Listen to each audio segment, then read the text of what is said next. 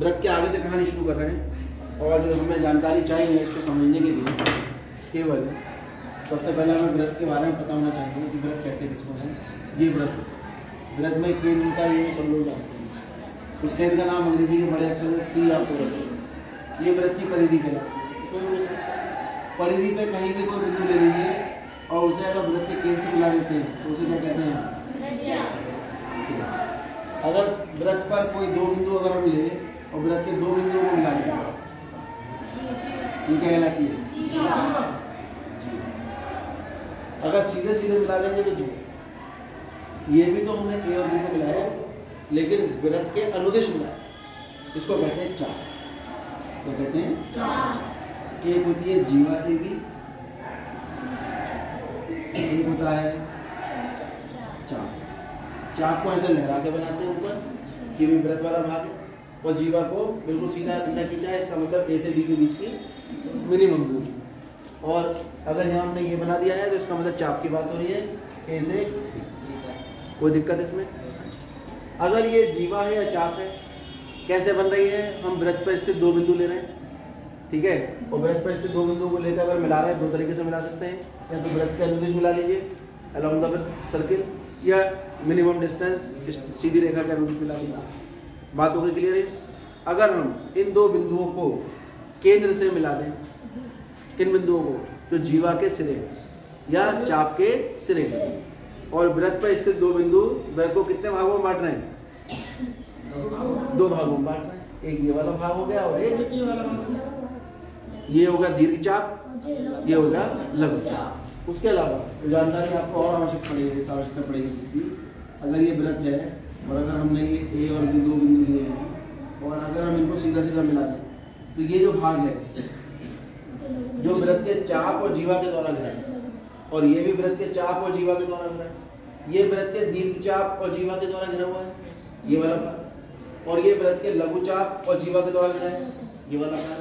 ये दोनों भाग कहलाते हैं क्या नाम रखते हैं इनका व्रत खंड। व्रत का खंड, खंड मतलब भाग, तो व्रत का भाग उसे हम कहते हैं व्रत खंड। और ये जो व्रत खंड है क्योंकि ये दीर्घ चाप और जीवा से बना है इसलिए इसे दीर्घ व्रत खंड कहते हैं। और ये लघु चाप और जीवा से बना है इसलिए क्या कहते हैं हम इसे लघु। लघु जो होता है और दीर्घ, लघु मतलब छोटा साधारण भाषा में, दीर्घ मतलब ठीक है। ये शुद्ध शब्द है। इसको इंग्लिश में कहते हैं माइनर और इसे इंग्लिश में कहते हैं मेजर। मेजर खूब सुना होगा आर्मी में उसमें। मेजर का मतलब कौन बड़ा दिखा जिसके अंडर में छोटे छोटे माइनर होते है ना। अच्छा तो ऐसे ही जो हमारा ये चाप है चाप को इंग्लिश में कहते हैं आर। जीवा को इंग्लिश में कहते हैं कॉर्ड CHORD कॉर्ड। त्रिज्या को इंग्लिश में कहते हैं रेडियस। कोई समस्या आ रही है इसमें। ऐसे ही जो व्रतखंड है इस व्रतखंड को हम कहते हैं मेजर और व्रतखंड को कहते हैं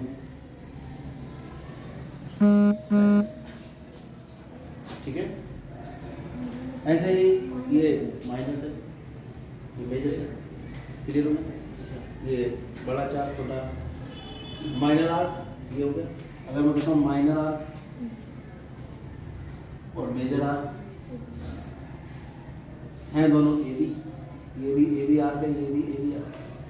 तो माइनर आर जो हुआ वो तो छोटा वाला आर और मेजर आर जो हुआ ये आर किसे कहते हैं हम चाप की ठीक है।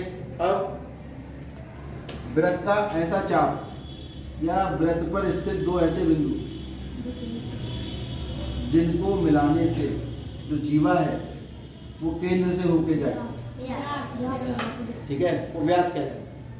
उसके अलावा इस स्थिति में जो व्यास के सिरे हैं वो व्रत को दो बराबर चापों में या दो बराबर भागों में बांट देते हैं और उस समय ना तो लघु होगा कोई चाप और ना दीर्घ होगा इसीलिए हम इसे कहते हैं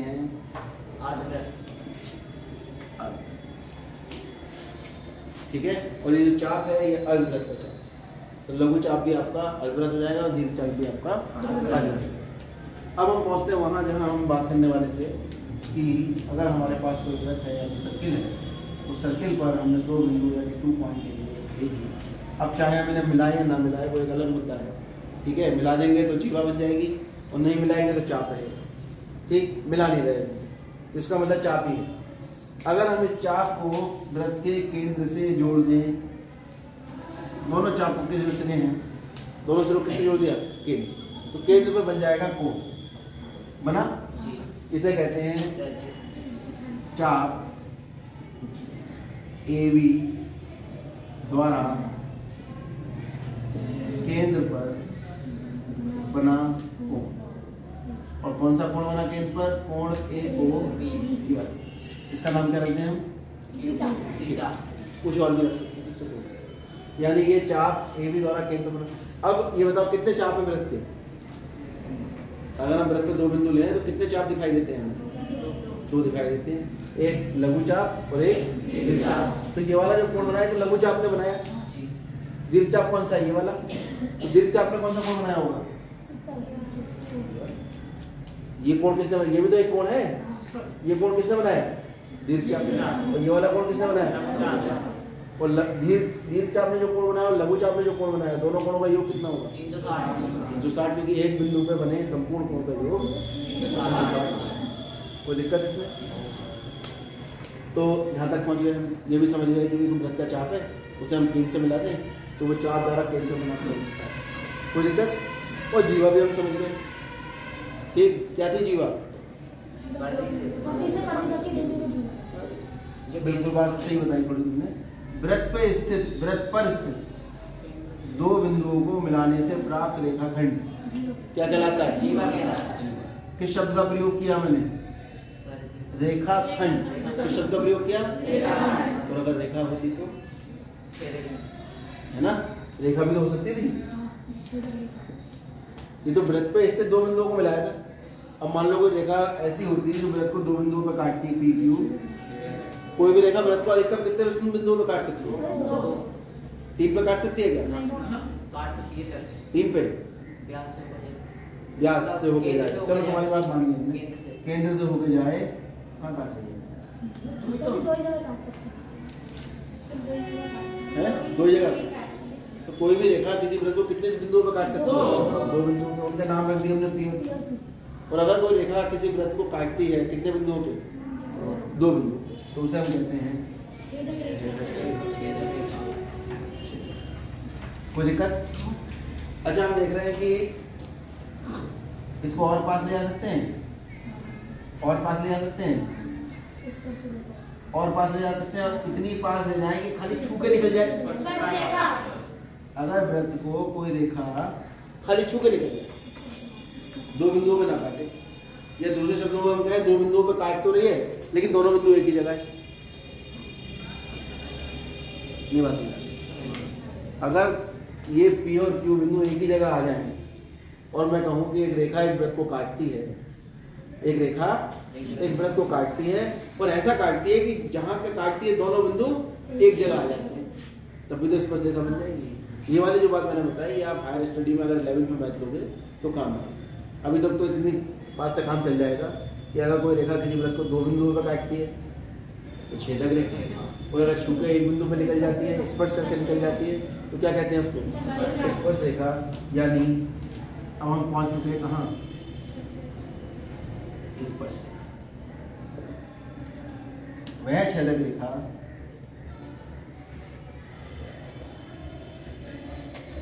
जो वृत्त के केवल एक बिंदु पर, ये वृत्त को केवल एक बिंदु पर क्या करती है, दूसरे शब्दों में क्या कह सकते हैं, या दूसरे शब्दों में हम कह सकते हैं कि 2 बिंदुओं पर प्रतिच्छेद करती है और दोनों बिंदु संपाती। 2 बिंदुओं पर प्रतिच्छेद करती है और दोनों बिंदु क्या होगा, संपाती। वो स्थिति जिस स्थिति में P और Q बिंदु एक साथ आएंगे, देखो और पास आ गए और पास आ गए, और एक ऐसी स्थिति में P और Q दोनों एक दूसरे के ऊपर आ गए, संपाती हो गए, तो ये छेदक रेखा क्या बन जाएगी, स्पर्श रेखा। तो आपकी किताब में जो परिभाषा स्पर्श रेखा की दी है वो परिभाषा यही दी है कि एक छेदक रेखा के दो जो बिंदु हैं वृत्त के साथ कटान बिंदु, वो दोनों संपाती हो जाए तो छेदक रेखा का नाम क्या हो जाता है? कोई दिक्कत? यह वाली परिभाषा मैं आपके लिए खोल देता हूँ। आप अपनी किताब से, इंटरनेट से स्पर्श रेखा की परिभाषाएं ढूंढेंगे और जितनी मिलेंगी उन सबको लिखेंगे, बहुत मिलेंगी। ठीक है, आप देखो आपको कितनी समझ में आ जाएगी। जब जितनी समझ में आ जाए उतनी लिख लो, उसके बाद जो आपको सबसे अच्छी परिभाषा लगे उसको अंडरलाइन कर लो कि ये वाली याद रखनी है। ठीक, आगे बढ़ो। किसी या वृत्त पर स्थित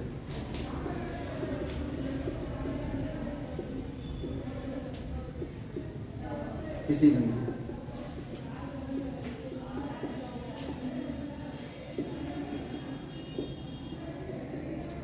ये बहुत महत्वपूर्ण है।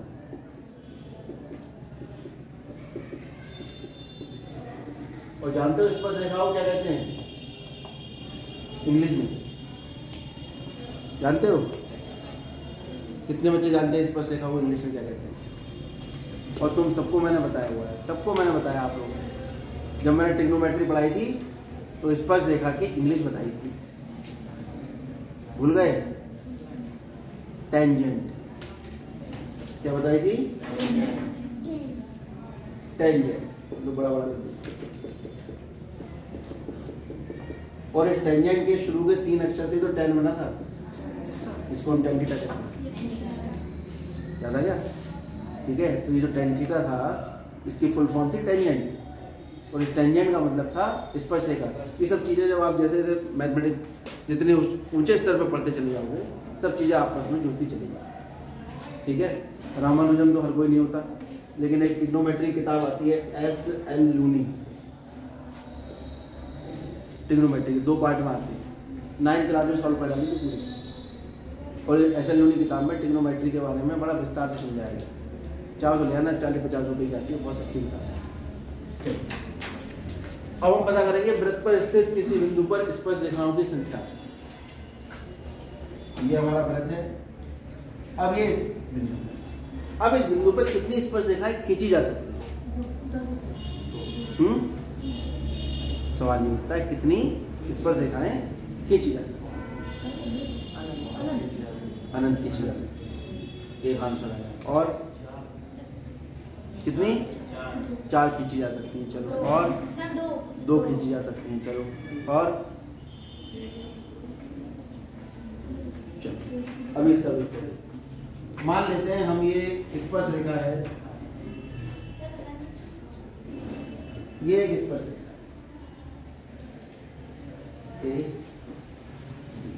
ये स्पर्श बिंदु, बहुत ध्यान देना इस बात पर। ये क्या है? स्पर्श बिंदु किसे कहते हैं? जिस बिंदु पर रेखा वृत्त को छूकर जाती है। ठीक है, अब ये बड़ा अजीब सा शब्द होगा ना, छूकर जाती है, ये है ना। क्या हम इसको दूसरे शब्दों में क्या कह सकते हैं कि एक ऐसी छेदक रेखा के दोनों बिंदु संपाती हो जाते हैं। जिस छेदक रेखा के दो वृत्त को जो छेदती है, वो पॉइंट ऑफ इंटरसेक्शन, वो दोनों अगर संपाती हो जाते हैं, उस बिंदु को हम स्पर्श रेखा कहते हैं। तो इसकी परिभाषाएं बहुत मिलेंगी आगे। अभी हमारे पास स्पर्श बिंदु आ गया। ये स्पर्श बिंदु किस पर स्थित है? वृत्त पर। और किस पर स्थित है? स्पर्श रेखा पे। स्पर्श रेखा पे तो स्थित है। इसका नाम क्या है? स्पर्श। तो स्पर्श रेखा AB जो बिंदु P पर वृत्त को स्पर्श करती है, पहली लीजिए स्पर्श AB वृत्त के स्पर्श बिंदु P पर, या बिंदु P पर, बिंदु P पर वृत्त को स्पर्श करती है, प्रतिच्छेद करती है।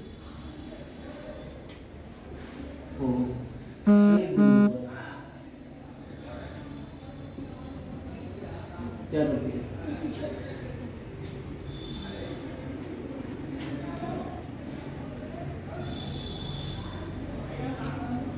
तो कहलाता है? बहुत महत्व है इसका। क्या कहलाता है बिंदु की? स्पर्श। और आगे बढ़ो। एक सवाल हमने कराया था कि किसी बिंदु से किसी रेखा की जो दूरी है वो कैसी होती है? लंबवत होती है। जब भी आप किसी बिंदु से किसी रेखा की दूरी नापोगे तो बहुत सारी दूरी नाप सकते हो, लेकिन उत्तर तो एक ही होता है ना?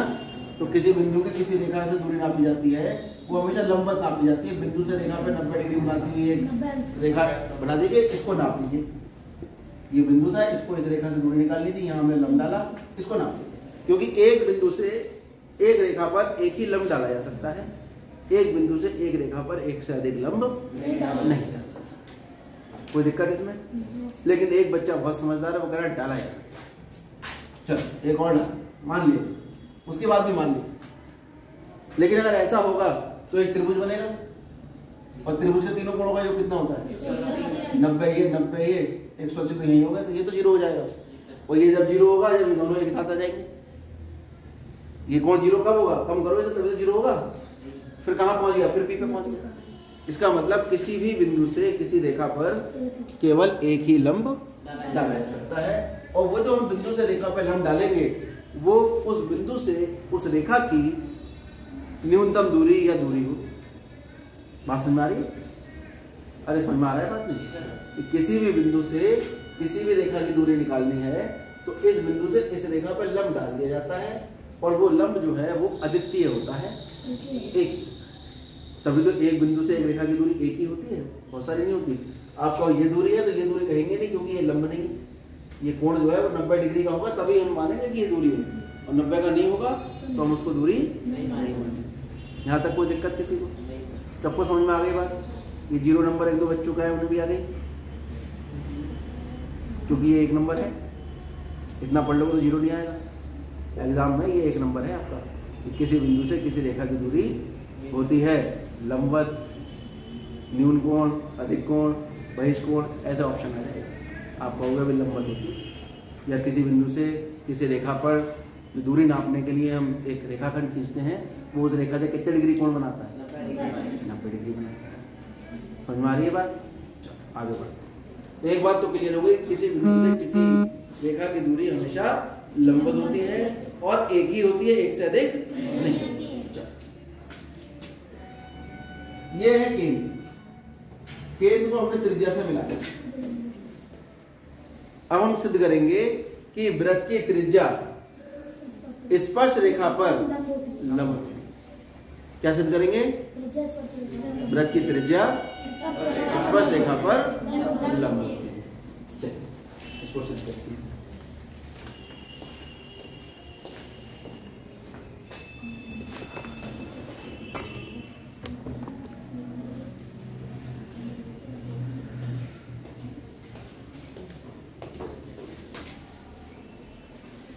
में है हमारे पास, नंबर की बात नहीं करूंगा, मैं सीधे कथन पर बात करूंगा।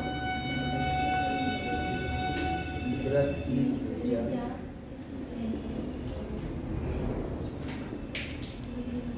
स्पर्श रेखा पर क्या होती है? अंग्रेजी में कहेंगे इसको तो क्या कहेंगे? स्पर्श बिंदु कहते हैं, पॉइंट ऑफ कांटेक्ट। क्या कहते हैं? कांटेक्ट पॉइंट ऑफ कांटेक्ट, क्योंकि दोनों का कांटेक्ट हो रहा है। क्या कहलाएगा ये? Point of contact. और इसको कहते हैं रेडियस। इज लंब को कहते हैं perpendicular. Radius is perpendicular to tangent at point of contact. क्योंकि स्पर्श रेखा का अंग्रेजी में क्या नाम है? ये है क्या? टेंजेंट। ये क्या है? Point of contact. और ये क्या है? रेडियस। तो रेडियस इज, और ये कौन कितने डिग्री बता रहा हूं मैं? 90। अभी मैं सिद्ध करके बताऊंगा। ठीक है, तो radius is perpendicular to tangent at point of contact. तो प्रीपोजिशन, हेल्पिंग वर्ब सब आ जाएगा। ठीक है, आगे ये है हमारा, और ये है वृत्त का केंद्र, और ये है कोई स्पर्श रेखा। स्पर्श रेखा की परिभाषा ही ये आती है, वहां से आती है कि स्पर्श रेखा वृत्त को एक बिंदु पर काटती है। तो ये सारे सवाल खत्म हो जाते हैं कि स्पर्श रेखा वृत्त को कितने बिंदु पर काटती है। तो बात खत्म कर दी ना, परिभाषा ही जब वहां से शुरू की है कि स्पर्श रेखा एक ऐसी छेदक रेखा है जो वृत्त को केवल एक बिंदु पर काटती है, उस बिंदु का नाम रख दिया। जब हमने एक चित्र बनाया तो इसमें तो बहुत सारे बिंदु दिख रहे हैं काटते हुए, ये हमसे गलती से हो गए, ठीक है। अब लेंस लगा के तो काम होगा नहीं, ठीक है। आप तो बस ऐसे दिखा दोगे कि एक रेखा वृत्त को छूती हुई जा रही है और वो जो पॉइंट ऑफ कांटेक्ट है वो पॉइंट ऑफ कांटेक्ट है जो वृत्त पर भी स्थित है और रेखा पर, और वो एक ही होगा, बात समझ आ गई, और वो वृत्त के ऊपर स्थित होगा। उसके अलावा जो टेंजेंट है, स्पर्श रेखा है, उस पर जितने भी बिंदु हैं वो वृत्त पर स्थित नहीं होंगे, क्योंकि एक रेखा पर एक ही बिंदु तो एक जगह स्थित होगा, हर बिंदु की स्थिति निश्चित है, और एक बिंदु ने वृत्त को छू लिया तो वृत्त पर तो स्पर्श रेखा का एक ही बिंदु आया, बाकी कोई और बिंदु जब स्पर्श रेखा पर लोगे तो वो वृत्त के साथ कांटेक्ट में नहीं होगा, वृत्त को केवल एक ही बिंदु छू रहा है। और अगर छेदक रेखा होती तो छेदक रेखा पर दो बिंदु हैं, ऐसे एक ये वाला और एक ये वाला, जो वृत्त पे भी स्थित है और स्पर्श रेखा पर भी स्थित। बात समझ में आ रही है? यानी अब हम उस बिंदु को ढूंढने का कोशिश कर रहे हैं, यानी वो सवाल ढूंढने की कोशिश कर रहे हैं कि वृत्त की स्पर्श रेखा वृत्त को कितने बिंदुओं पर काटती है, कितने बिंदुओं पर काटती है। क्या और कोई बिंदु ऐसा हो सकता है जो वृत्त पर और स्पर्श रेखा पर दोनों पे एक साथ स्थित है? अरे हो सकता है, नहीं होगा या नहीं? नहीं होगा ना, केवल एक ही बिंदु है, उसका नाम क्या है? पी। पी बिंदु है जो स्पर्श रेखा पर स्थित है, स्पर्श बिंदु है और वृत्त पे भी स्थित है, और उसके अलावा दुनिया में और कोई बिंदु ऐसा नहीं होगा जो स्पर्श रेखा और वृत्त दोनों पे एक साथ स्थित। यानी स्पर्श रेखा पे और जितने भी बिंदु हैं वो इस पी से अलग होंगे, पी नहीं होंगे। बात समझ में आ गई? अरे ये कंफ्यूजन तो नहीं कि ये बहुत सारे बिंदु हैं, ये तो बनाने में होगा, लेकिन अगर बिल्कुल बनाएंगे बहुत बढ़िया तरीके से, वो बढ़िया तरीका होगा ही नहीं दुनिया में कोई। हम तो हाथ से काम कर रहे हैं ना, तो हमें तो मिलेंगे 8-10 बिंदु, 8-10 के करोड़ों मिलेंगे, लेकिन हम मैथमेटिक्स में काम कर रहे हैं तो हम अपना दिमाग भी लगाएंगे कि भाई केवल एक ही बिंदु है, देख भले कितने रहे, वो हमसे गलती हुई है, ठीक है, थोड़ी गलती भूल के चलना पड़ता है। जैसे 1-2 बच्चे पीछे नींद लेने की कोशिश कर रहे हैं तो हम उन्हें भूल के चल रहे हैं कि भाई वो कोई बात नहीं, डांट नहीं रहे उन्हें, लेकिन वो इधर ध्यान दें, ठीक है। तो इसका नाम रख देते हैं हम ए। क्या ज्ञात है? पहली बात तो वृत्त की त्रिज्या ये है, ओपी क्या है? वृत्त की त्रिज्या,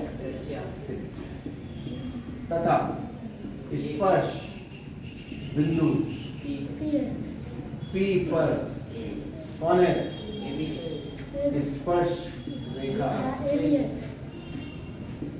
वृत्त पर स्पर्श रेखा कौन है? कोई दिक्कत? यहाँ बात समझ आ गई पूरी कि वृत्त के एक वृत्त पर स्थित एक बिंदु P पर एक स्पर्श रेखा है, ठीक है।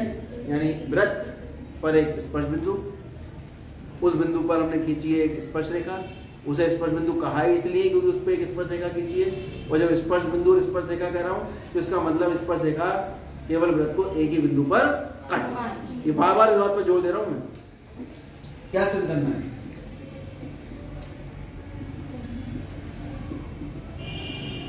बड़ो फिर में क्या कह रही है?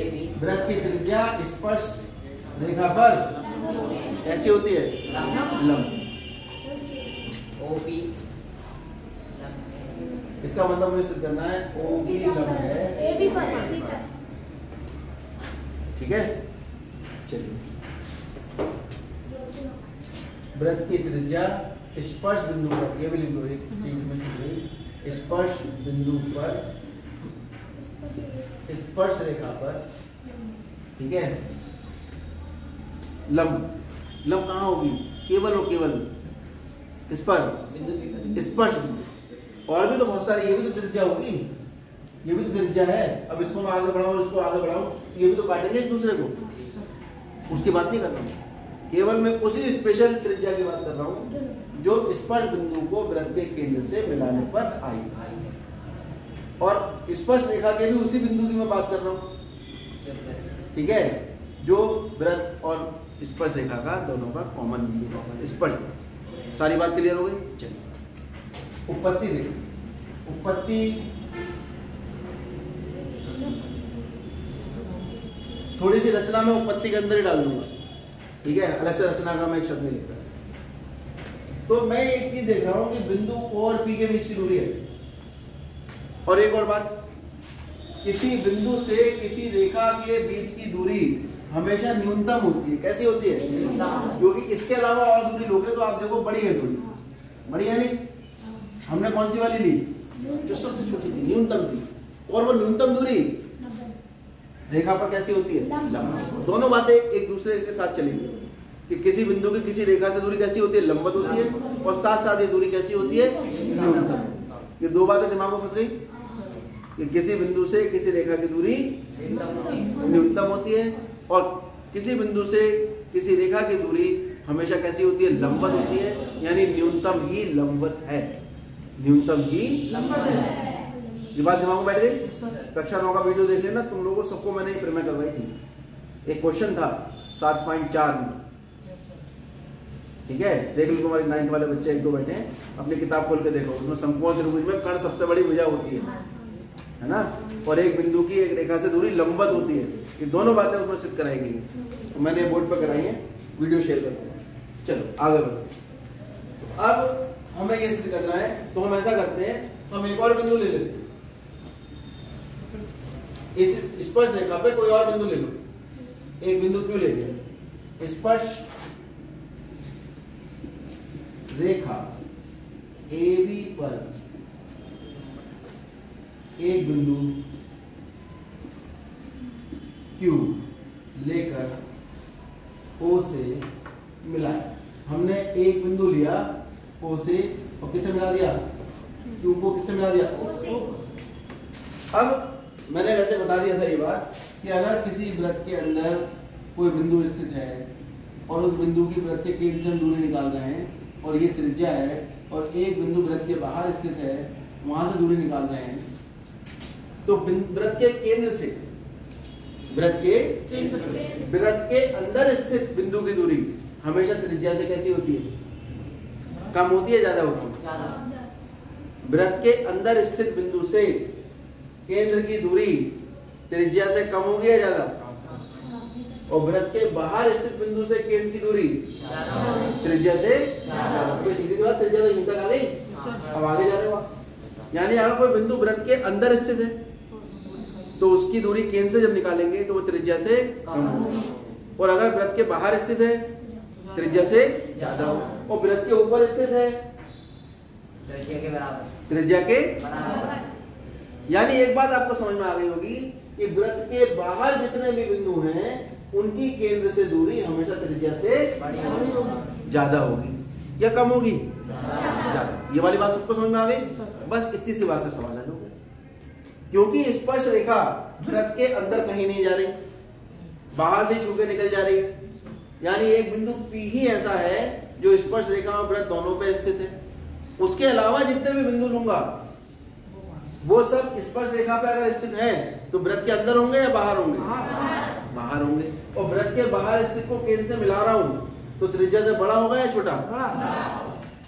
तो यहां से क्लियर पता लगा कि OQ जो है वो बड़ा हो जाएगा किससे? OP। यानी अगर मैं और बिंदु ले लूं इस पर, ये वाला बिंदु लेकर इससे जोड़ दूं, यानी करोड़ों बिंदु ले लूं अगर मैं इस पर और सबको केंद्र से जोड़ूं, किसको छोड़ के? P को छोड़कर। तो ये बात तो बिल्कुल साफ है कि वृत्त स्पर्श रेखा पे स्थित सभी बिंदुओं में से केंद्र से बिंदु P की दूरी कैसी होगी? न्यूनतम होगी। सबसे छोटी होगी या नहीं? क्योंकि उसके अलावा जो भी बिंदु ले रहे हो वो त्रिज्या से बड़ा हो जा रहा है दूरी के। तो केंद्र से केवल OP दूरी ऐसी है जो कैसी है? न्यूनतम। स्पष्टतया इसके अतः P के अतिरिक्त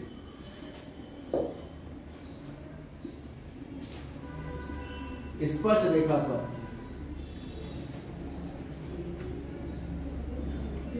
सभी बिंदुओं की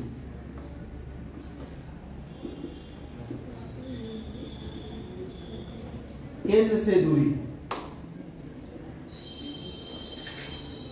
या साफ साफ कहो कि इस रेखा पर स्थित सभी बिंदुओं की केंद्र से दूरी OP से कैसी होगी?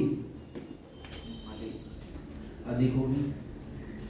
इसका मतलब क्या हुआ कि OP बिंदु यानी वृत्त के केंद्र से स्पर्श रेखा की न्यूनतम दूरी है। अतः OP केंद्र O से रेखा AB की कैसी दूरी है? न्यूनतम दूरी है। और अभी मैंने बताया जो दूरी न्यूनतम होती है वो कैसी होती है? लंबवत होती है। इसका मतलब हुआ कि जो OP है वो लंबवत हो जाएगा किस पर? अब आपका 1 नंबर का सवाल बन गया।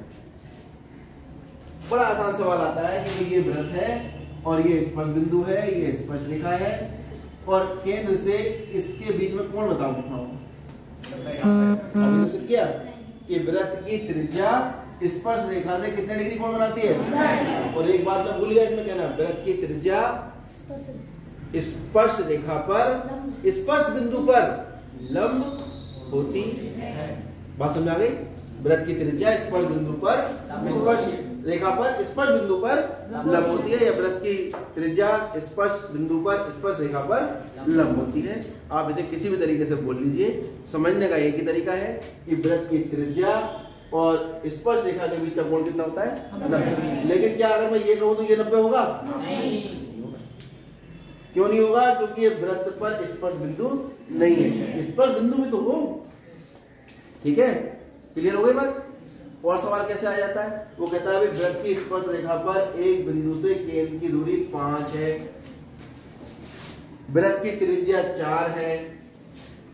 ठीक है, तो भाई ये PA कैलकुलेट करके बता दो। तो आप कहोगे वृत्त की त्रिज्या और स्पर्श रेखा के बीच कितने डिग्री कोण होगा? 90। 5 और उस पर में लगा दोगे 3 मीटर। 2 नंबर का सवाल होगा। खूब आते हैं सवाल। ठीक है, कभी कभी वो कहता है, बहुत सारी बातें कहता है, मुझे सवाल होंगे तभी सुनेंगे उसकी बात, तब तक हम कुछ नहीं। ये वाली बात समझ में आ गई? नोट करो।